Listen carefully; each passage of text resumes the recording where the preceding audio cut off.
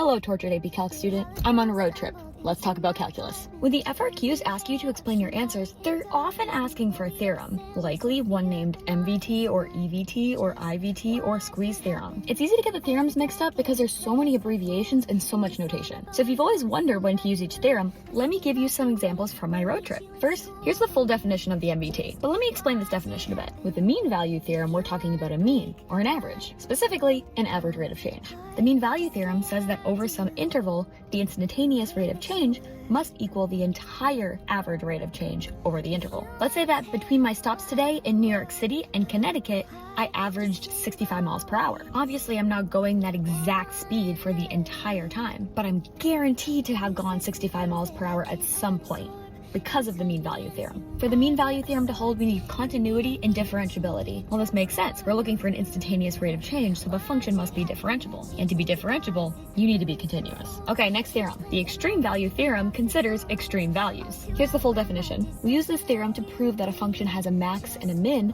on some interval. For example, at some point, I'm gonna hit some maximum speed. For this theorem to hold, we need continuity. Otherwise, you get a weird situation, like a function with holes in it. Well, my speed over time isn't gonna have holes in it. At least I don't know enough quantum physics to know otherwise. Now, the intermediate value theorem also requires continuity. This is when we want to prove that a function hits some value between 2 points. Let's think of a function mapping my distance from Atlanta over time. On Wednesday, I was in Atlanta, and today I'll be arriving in Providence, about 1,000 miles from Atlanta. Well, clearly at some point I was exactly, say, 417 miles from Atlanta. Distance from Atlanta is continuous, because they haven't invented teleportation yet. Note that this only holds for locations between the endpoints.